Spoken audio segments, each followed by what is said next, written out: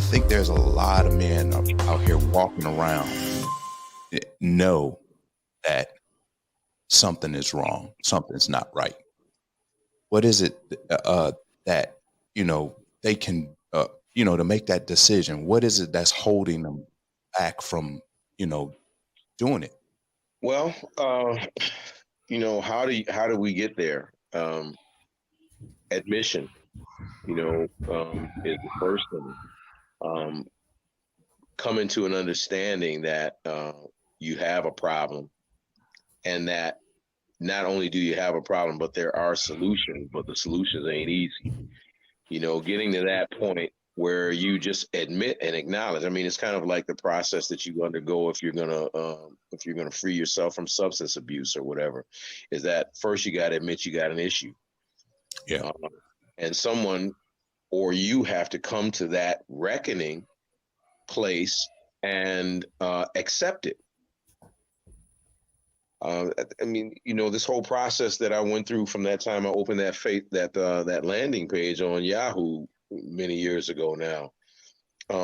I had to come to that place where I said, I went through this process to read this article, take this metric.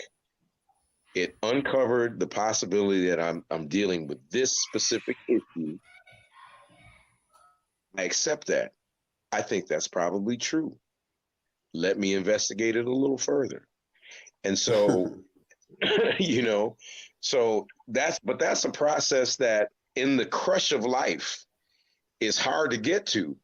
And hmm it was a ripe time for me to be able to do that because I was starting over again. I was yeah, beginning again. A lot yeah, of us are so in the middle, in the midst, in the crush, in the rush, in the pressure, hmm in the crucible that be busy. I call it being under Satan's yoke. That we got so much going on. We're not at rest at a place where we can even consider the possibility that not only do we have issues, but we can little by little fix these issues, deal with these issues, progress, become better than we are, and not be left in this perpetual state of similitude. yeah, Um, so I think that it comes from that. I think it comes from community. yeah, Being a part of a brotherhood. I don't think that human beings were ever meant to be isolationist. I think that we're designed to be in community. We're supposed to be in community and accountability to one another. That there should be a yes, standard. That I mean, where's our Hmm. standard right, for what manhood Wow. and for what cultural state of improvement is in Wow. a person's life? Hmm. What is that? So I think all of those things speak to what has to happen in order for us to be conscious, forward thinking, and and and relentless in the pursuit of just being better and and not settling. That we never arrive, like Bo said earlier, that this is a journey that there's no finish line.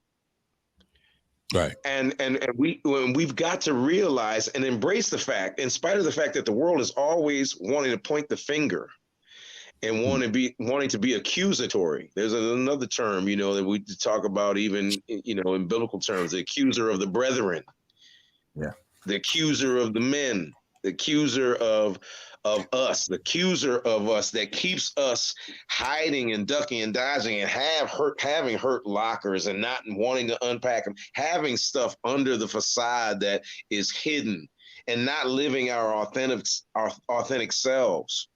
Um, that all of these things we need a standard as a community that says you can't have a hurt locker and we don't elbow you and push you and prod you to open that doggone thing up and start working on it. We need to have a community of men that says that this is our standard, and our culture has been broken, and we live in a broken culture that doesn't encourage the truth.